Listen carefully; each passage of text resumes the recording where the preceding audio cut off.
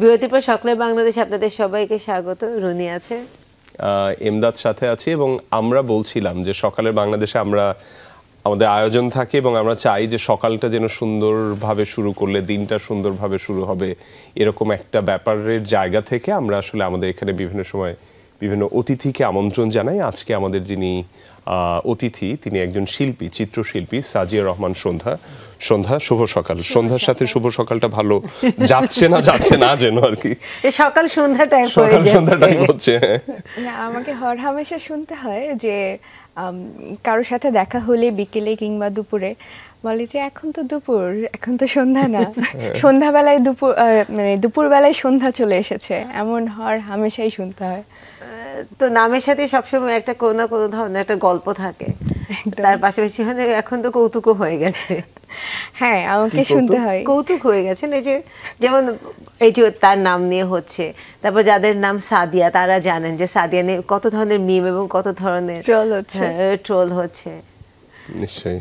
তো নাম শুধু সাধারণ নামে পর্যায়ে থাকে না। সত্য। আমার একটা বন্ধু আছে, ওর নাম হলো একটা বিশেষ নাম। ও কখনো ইন্টারভিউ হলে ওর ট্র্যাপ আছে, ও জানে এই নামের পরে কি কি কোয়েশ্চেন আসবে, ও মোটামুটি থাকে এবং বলে আমি ট্র্যাপে ফেলে তাদেরকে আমার জায়গাতে নিয়ে আসি। আসলে এটা অ্যাডভান্টেজ হিসেবে কাজ করে।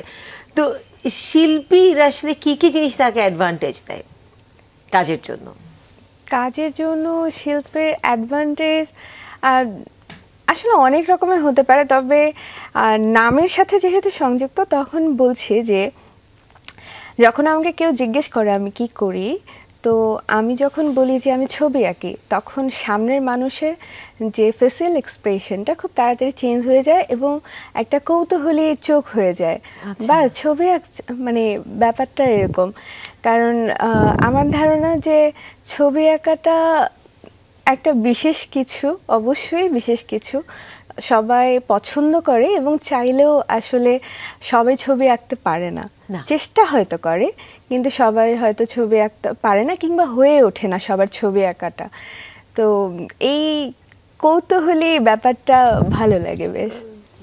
সন্ধ্যা, আমি যখন পড়ছিলাম যে আপনি আপনার পড়াশোনা আপনি দুটো অনার্স করেছেন, আমরা যেটাকে বলি আর কি। আপনি প্রথমে অ্যাকাউন্টিং বিষয়ে পড়েছেন, তারপর ফাইন আর্টসে পড়েছেন। ইন্টারেস্টিং, মানে দুটো বিষয় অনার্স পড়া এবং একটা খটমটে একটা মানে একটা এই জায়গাতে আরেকটা জায়গাতে। তো কিন্তু ওটায় যাওয়ার আগে আপনার কাজ প্রদর্শনী যেটা চলেছে রিসেন্ট টাইমে, এগুলোর সাথে আমাদের একটু জানান। আচ্ছা, আমার কাজ, আমি এই সময় কিছুটা বিরতিতে আছি, কাজ কম করছি, কারণ যখন আমি রেগুলার কাজ করছি কাজের মধ্যে এক ধরনের রিপিটেশন তৈরি হয়। আমরা যেটা করি যে আয়নার খুব কাছে গেলে আমরা খুব অল্প জায়গা জুড়ে নিজেদের দেখতে পারি, আমরা যখন একটু দূরে সরে আসি তখন বিস্তর হয়ে যায়, আমরা অনেকটা খানি আমাদেরকে দেখতে পারি। তো কাজটাও আসলে কখনো কখনো এমনই, যখন আমি রেগুলার কাজ করে যাচ্ছি তখন আমার কাজের মধ্যে আমি দেখছি যে পরিবর্তনটা কম আসছে, তাই একটু বিরতিতে আছি। আর সাম্প্রতিক সময়ে কিছুদিন আগে শিল্পকলা একাডেমিতে একটা এক্সিবিশন হয়ে গেল, সেটা চলল বেশ কিছুদিন। আর আমি কাজে খুব তাড়াতাড়ি ফিরবো। না, শিল্পকলা একাডেমির সাথে একটু বলেন। আমরা জানি যে ওখানে আপনি অ্যাওয়ার্ড পেয়েছেন। শিল্পকলা একাডেমি কাদেরকে নিয়ে করলো, কোন কোন ক্যাটাগরিতে করলো, আপনি অ্যাওয়ার্ড পাওয়া, গ্র্যান্ড পাওয়া? আচ্ছা, পুরস্কার ব্যাপারটা আসলে আমার মনে হয় যে পুরস্কার জন্য না, পুরস্কারের জন্য একজন শিল্পী ছবি আঁকে না। তো সেখানে আমরা বিভিন্ন রকমের কাজ করি, প্রত্যেক দিনই করি বা হরহামেশাই করি, এবং সেটা কখনো কখনো কিছু প্রতিযোগিতায় আমরা অংশগ্রহণ করি এবং পুরস্কারটা একটা শুধুমাত্র আমার মতে আনুষ্ঠানিকতা। আর শিল্পীর না বড় পুরস্কারটা যে শিল্পী যে কাজ করছে, যে তাড়না থেকে কাজ করছে, সেটা মানুষের কাছে পৌঁছে দেওয়া এবং মানুষের কাছে গ্রহণযোগ্যতার পাওয়াটাই শিল্পীর বড় পুরস্কার। এর বাইরে আমার কাছে মনে হয় বাকি সব আনুষ্ঠানিকতা। তো এই যে এই শিল্পীর আসলে মানে যেটা আমরা চিন্তা করে দেখি যে আসলে এই শিল্পকর্ম বিষয়টা তো আসলে কোনো প্রতিযোগিতার বিষয় না, এটা তো নিজের একটা অভিব্যক্তির এই জায়গা। আসলে সন্ধ্যা নিজেকে কিভাবে আসলে মানে ক্যানভাসে এক্সপ্রেস করতে পছন্দ করে? আমি লেটারিং নিয়ে কাজ করি বেশ অনেক বছর। আমার মনের ভাব প্রকাশ করি আমি শব্দের মাধ্যমে। আমি আমার ক্যানভাসে টেক্সচারটা বেশ গুরুত্ব পায়।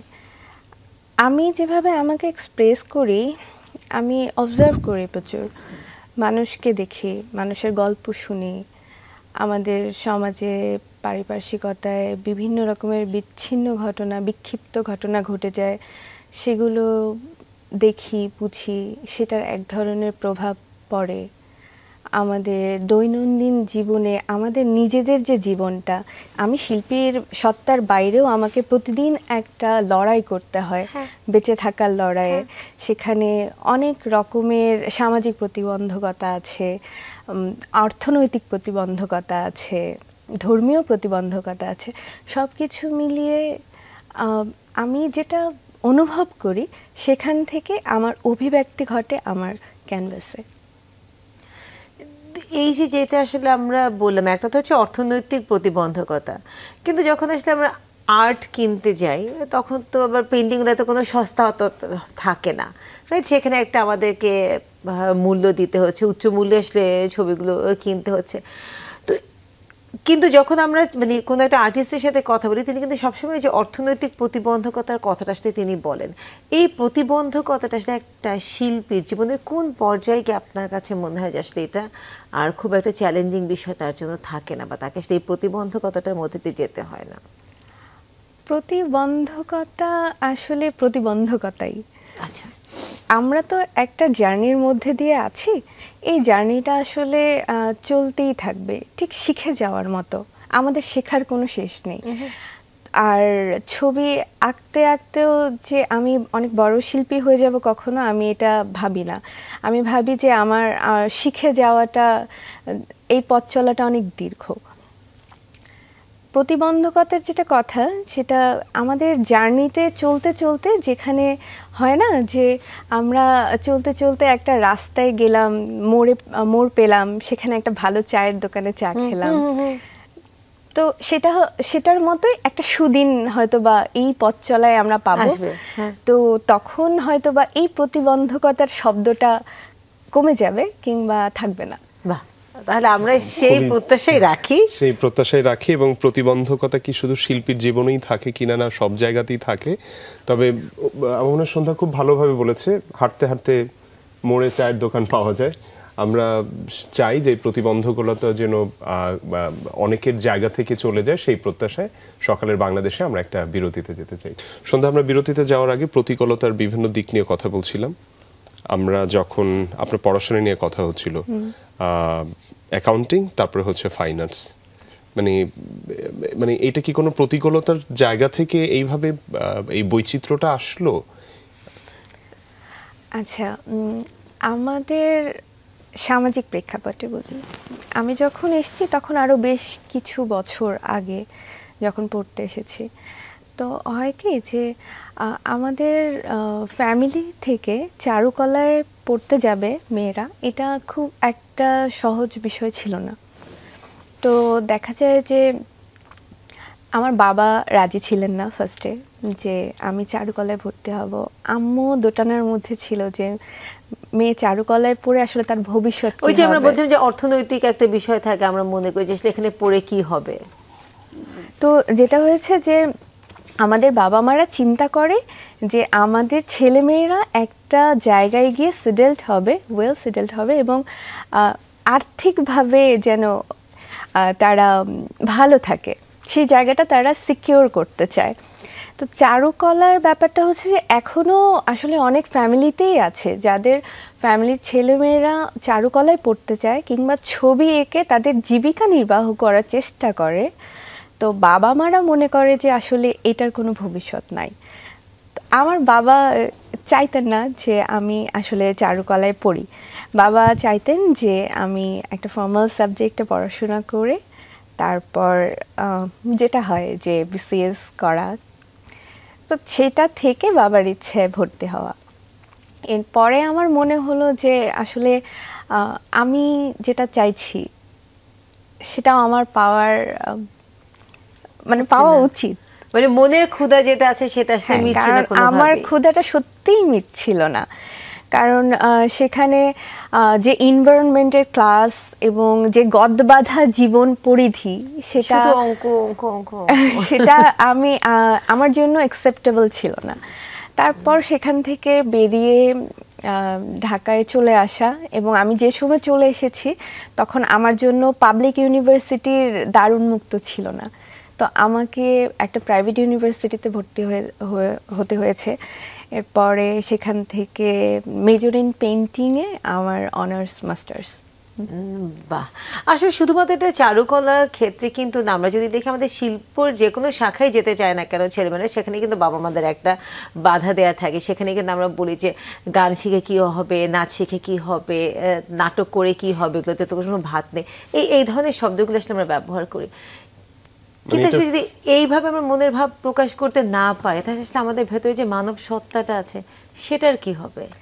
তবে এখানে আমার একটা কথা বলার আছে, বাবা মারা যা চায় সেটা ভালোর জন্যই চায়, অবশ্যই প্রত্যেকটা সন্তানের জন্য। আমার বাবা মা আমার জন্য যা চেয়েছিল সেটাতেও তাদের মনে হয়েছে আমার জন্য ভালো ছিল।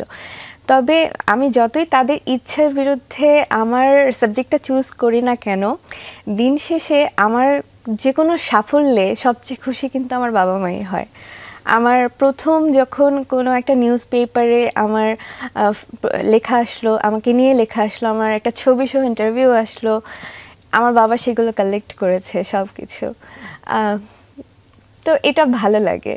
এই যে আসলে বাবা মার যে তাদের তো একটা চিন্তা থাকে তাদের জায়গা থেকে, মানে বাবা মা সন্তানের জন্য ভালো চায়, এটা মানে সন্ধ্যা এটা সত্য, কিন্তু তিনি যতটুকু বুঝেন ওই বোঝার ভেতরে তিনি হাইয়েস্ট লেভেলের ভালো চান, এটা সত্য, এটা সত্য। মানে তিনি যতটুকু মানে তার, কিন্তু আসলে দিনের শেষে বাবা মা তার সন্তানকে আসলে সুখী দেখতে এবং খুশি দেখতেই আসলে চান।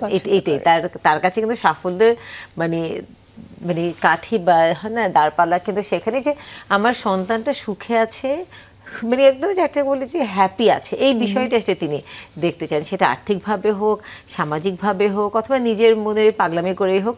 আপনাদেরকে অসংখ্য ধন্যবাদ, সন্ধ্যাকে এতটুকু স্পেস তৈরি করে দিয়েছেন, এবং সন্ধ্যাকে এখানে দেখে মনে হচ্ছে যে তারা সত্যি তোমাকে অনেক প্রাউড ফিল করে। মানে আপনাদেরকে, মানে আপনি বলছেন সন্ধ্যার বাবা মাকে, মানে যারা বাবা মানে যিনি ছবি মানে সন্ধ্যার ইন্টারভিউ গুলো কালেক্ট করে রাখেন, তো আমরা মানে আসলেই সাধুবাদ জানাই। এবং সন্ধ্যার মতো এরকম আরো অনেক বাবা মা আছেন, আমরা জানি যে তারা তাদের অনেক সাফল্য ব্যাকএন্ডে কাজ করে। আমরা সব বাবা মাকে শ্রদ্ধা জানাই, চাই যে এই বাবা মার হাত ধরে আমরা যেন অনেক সন্ধ্যাকে এইভাবে ইন্টারভিউ করতে পারি।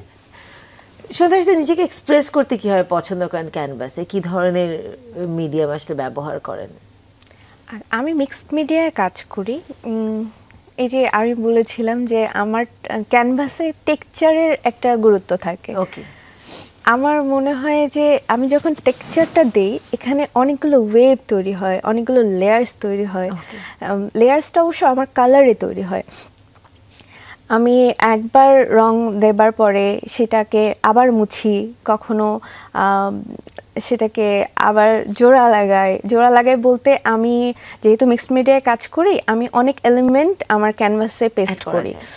সো সব কিছু মিলিয়ে এভাবেই আমার ছন্দ, আমার গান, আমার একটা ভালো সিনেমার, একটা ভালো গল্প, একটা ভালো আড্ডার কিংবা একটা বিষাদের মুহূর্ত, সব কিছুর প্রতিচ্ছবি, আমার প্রভাব, সেই এক্সপ্রেশনগুলো আমি আমার ক্যানভাসে এভাবে এক্সপ্রেস করার ট্রাই করি।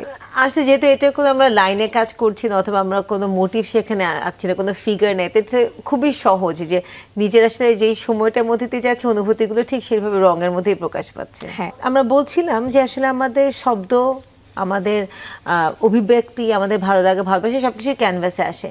সেখানে আপনি বারবার বলছিলেন ছন্দের কথা। তো একটা সিরিজ আপনার ছিল রেইন পোয়েট্রি। তো রেইন পোয়েট্রির গল্পটা যদি একটু আমরা বলি, যে হঠাৎ করে এই কেন আমরা এই সিরিজে কাজ করলাম? আমি ভীষণ বৃষ্টি পছন্দ করি।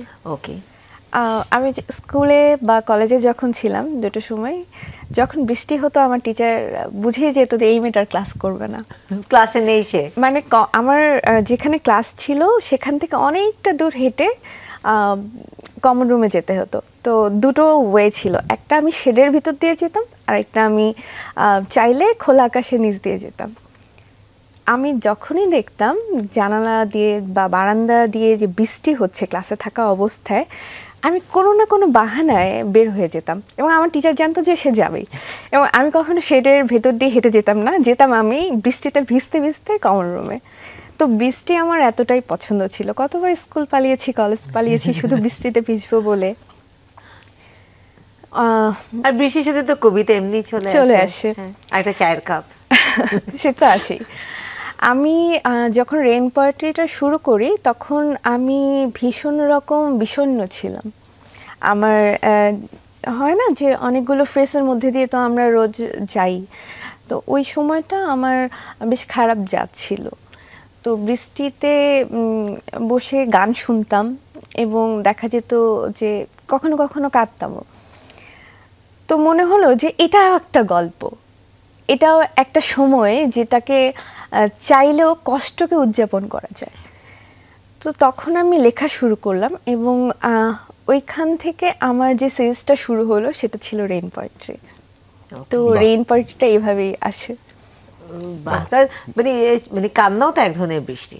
হ্যাঁ, কান্না এক ধরনের বৃষ্টি। এবং সন্ধ্যা যেটা বললো যে এটা উদযাপন করা যায়, হ্যাঁ মানে এই আমি দুঃখ কথাটা বলতে চাই না, এই চ্যালেঞ্জেসটাকেও সেলিব্রেট করা যায় এবং এটাকে যদি সময় বন্দি করে রাখা যায় ক্যানভাসের মাধ্যমে, তখন আমার প্রত্যেকবার যখন আমি ওই সিরিজটা দেখবো, ছবিগুলো দেখবো, ঠিক আমাকে ওই সময়টাতে নিয়ে যাবে, একটা সাধের মতন একটা বিষয় থাকবে যে আমি এই টেকনিকের মধ্যে দিয়ে গেছি। আমরা যেটা নিয়ে মানে বিরতির মাঝে কথা বলছিলাম যে আসলে অর্থনৈতিক একটা চ্যালেঞ্জ কিন্তু প্রত্যেকটা শিল্পীকেই যেতে হয়, চারুকলায় যারা পড়েন তাদের মধ্যে কিন্তু এই একটা অনিশ্চিত ভবিষ্যৎ থাকে, আসলে কোথায় যাবে, কি করবে, কিভাবে নিজেকে স্ট্যাবলিশ করবে। তো এটাকে আসলে ডিল করার সবচেয়ে বড় উপায়টা কি, কিভাবে এটাকে হ্যান্ডেল করতে পারে একটা উদীয়মান শিল্পী? আসলে এটা না এক একজন এক একভাবে ডিল করে। যেমন এই চ্যালেঞ্জেসটা এখনো তো আছে। হ্যাঁ হ্যাঁ, এটা এখনো আছে, ভবিষ্যতেও থাকবে। তবে কে কিভাবে এই চ্যালেঞ্জটা ফেস করছে এটা সম্পূর্ণ তার উপরে যেমন নির্ভর করে, কিছুটা আসলে পারিপার্শ্বিকতার উপরে নির্ভর করে, এটাও সত্যি। তো আমাদের চারুকলায় যখন ভর্তি হয়েছি তখন দেখেছি যে আসলে এক একজন এক এক জেলা থেকে, এক এক ফ্যামিলি ব্যাকগ্রাউন্ড থেকে বিলং করে। তো যেমন আমি আমার বাবার অনিচ্ছায় এসেছি, যে অনেক কয়েকটা মাস আমার কোনো ফিনান্সিয়াল ব্যাকআপ ছিল না সেই সময়। আমার মতো অনেকেরই আছে যে যারা ফিনান্সিয়াল ব্যাকআপটা আসলে একদমই পায় না। তো তখন তারা টিউশনি করায়, ছবি আঁকা শেখানো হয় বাচ্চাদেরকে আলাদা করে, কিংবা আমাদের অনেকগুলো একাডেমি আছে যেখানে পার্ট টাইম ক্লাস নেওয়া যায়, তারা ক্লাস নেয়। কিংবা আমাদের চারুকলার ভাষায় একটু এপিক বাট খ্যাপ নামে একটা শব্দ আছে যেটাকে আমরা কমার্শিয়াল ওয়ার্কটা করি আর কি। তো আমাদের বেশিরভাগ স্টুডেন্ট বলেন বা বড়রাও যারা আছি এখনো, তারা আসলে কমার্শিয়াল ওয়ার্কগুলো বেশ করি।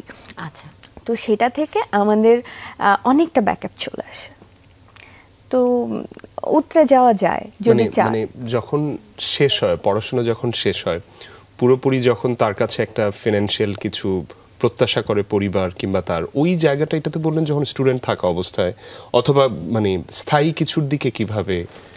না, এটা যারা রেগুলার করছে তখন তো একটা তারা জায়গায় পৌঁছে যায় এবং মানুষ তাদেরকে চিনছে, মানুষ তাদেরকে জানছে, এবং তারা জানছে যে তার কাছে গেলে এই কাজটা করানো যাবে, কিংবা হ্যাঁ এক্স্যাক্টলি, এবং সে এই কাজটা ভালো করে, তখন তার কিন্তু কাজের অভাবটা হয় না। একটা আসলে 4 বছরে একটা পোর্টফোলিও আসলে তৈরি হয়ে যাচ্ছে, একটা ক্রেডিবিলিটি আসলে ইন্ডাস্ট্রিতে তাই তৈরি হয়ে যাচ্ছে যে আসলে সে কি রকম কাজ করবে। তো এই সন্ধ্যার এখন একটা বিরতিতে আছি, আমরা জানি যে খুব শীঘ্রই আমরা ক্যানভাসের কাছে ফেরত যাব। নতুন কোনো ভাবনা আছে? নতুন কোনো ভাবনা আসলে অনেকগুলোই আছে, প্রতিদিনই নোট ডাউন হয়। আমি যে বিরতিতে আছি, একদম যে বিরতি ব্যাপারটা একদম না। বিরতি বলতে যে আমি রেগুলার এক্সিবিশনটা করছি না। প্রতিদিন কাজ তো হচ্ছে। প্রতিদিন আগে যেমন হতো যে একদম নিয়মের মধ্যে ফেলেছিলাম যে প্রতিদিন ছবিটা আঁকতে হবেই, তো সেটা থেকে একটু বিরত আছি। প্রতিদিন হচ্ছে না, তবে সপ্তাহে 2-3 দিন হচ্ছে। আমাদের প্রশ্নটা কি ছিল? না না, মানে আমাদের কি প্রশ্নটা করছেন ছিল কাজে? নতুন কোনো চিন্তা আছে চিন্তা কিনা আছে ক্যানভাসে? কিনা? নতুন কোনো চিন্তা বলতে এই যে আমার যে প্রতিদিন দৈনন্দিন জীবনে আমি যে যাপিত জীবনটাকে মানে জীবনটাকে যাপন করছি, সেখান থেকে আমি অনেক রস আহরণ করছি। Okay. তো সেগুলো জমাচ্ছি এবং খুব শীঘ্রই সেই রসবোধ থেকে আমার যে তাড়না তৈরি হবে সেটা আমি আমার ক্যানভাসে এক্সপ্রেস করব। বাহ। বাহ, অসাধারণ। আমার তো মনে হয় যে সন্ধ্যা শুধু শিল্পী না, মানে সে কথাও কিন্তু খুব সে একজন চমৎকার, কবিও। একদম কবিও। হ্যাঁ, আমি তো খুবই মুগ্ধ হচ্ছি যে তাড়নাবোধ থেকে কিভাবে মানে অসাধারণ। সন্ধ্যা, ভবিষ্যতের কাজগুলো কেমন হবে সেটা কি কোনো কিছু অনুভব? আমি আসলে ভবিষ্যতের জন্য ভাবছি না এই মুহূর্তে। যেমন আমি কোনো কাজের আগে আমি লেআউটটা করি না, কারণ এক এক শিল্পী এক এক রকম করে তাদের কাজের প্রসেস এবং এক একভাবে কাজ করে বা অভ্যস্ত কাজ করে। তো সেই জায়গায় আমি কখনো লেআউট যেমন আমার কাজ নিয়ে খুব একটা করি না, তেমন ভবিষ্যৎ নিয়ে আমার খুব যে বড় কোনো প্ল্যান আছে ব্যাপারটা এরকম না। তবে আমি জানি যে আমি একটা জায়গায় পৌঁছাতে চাই, সেটা সময় লাগুক। আমি সেই পথে হাঁটছি, চলছি, পৌঁছে হয়তো কখনো যাব। আপনাদের জন্য অনেক শুভকামনা যে জায়গাটাতে ইয়ে করছেন। আমাদের শেষের জায়গাতে যেহেতু আছি, রুনিয়ার সাথে কথা হচ্ছিল, আর্টিফিশিয়াল ইন্টেলিজেন্স এটা কি শিল্পের কোনো জায়গার সাথে কনফ্লিক্ট করে কিনা, চ্যালেঞ্জ কিনা, এবং একই সাথে ভবিষ্যতে আমরা সন্ধ্যাকে কি রকম, যেহেতু আমরা শেষ করছি, কোন জায়গাটা দেখতে চাই ওটাও আপনি একটু অ্যাড্রেস করবেন। এআই। ওকে, আসলে এটা নিয়ে সারা বিশ্বে এখন কথা হচ্ছে, খুবই কন্টেম্পোরারি, চ্যালেঞ্জিং এবং সাথে বিপজ্জনকও। অবশ্যই আমাদের বাইরে যেমন বলছে যে শিল্পীর জায়গাটা কমে যাচ্ছে, কারণ যে কাজটা ম্যানুয়ালি আমার করতে অনেক সময় লাগছে সেটা এআই খুব তাড়াতাড়ি করে দিচ্ছে। সেক্ষেত্রে বাংলাদেশের, আমার ধারণা বাংলাদেশে এখনো এআই নিয়ে খুব ভাবনার আসলে চিন্তা করার কিছু নেই, বিষয়টা আসলে নাই, এখনো নাই। ভবিষ্যতে হয়তো বা খুব তাড়াতাড়ি হয়ে যেতেও পারে, তবে এই মুহূর্তে যতটা এআই বিপজ্জনক শিল্পীদের জন্য, সেই বিপদের জায়গাটা এখনো আমাদের কাছে সংক্রমিত হয়নি। তবে এআই যে বিপজ্জনক তা না, আমরা অনেক কিছু ধারণা পেতে পারি এবং এআইকে সুন্দর করে ব্যবহার করলে আমরা আমাদের সৃষ্টিটা আরও হয়তো বা অন্যরকম হতে পারে যারা ম্যানুয়ালি কাজ করি না। থাকুক তাহলে এআইকে আজকে আমরা রেখে দিই সামনের ভবিষ্যতের গল্পের আশায়। আর আজকের মতন এখানেই বিদায় নেই। সন্ধ্যা, আপনাকে অনেক ধন্যবাদ। আপনাদেরকেও অনেক ধন্যবাদ। তো এআই নিয়ে চিন্তা করবার পরে আজকের দিনটাকেই যাপন করি, আজকের দিনটাকেই উপলক্ষ করে জীবনটাকে একদিন একটু বাঁচি। ঈদে যারা বাড়ি যাবেন সাবধানে যাবেন, খুব তাড়াতাড়ি যাওয়ার থেকে সাবধানে যাওয়াটা জরুরি। এই প্রত্যাশায় সকালের বাংলাদেশের একেবারে শেষ জায়গাতে চলে এসেছি আমরা। আপনার দিনটা অনেক সুন্দর হোক। আবারও শুভ সকাল।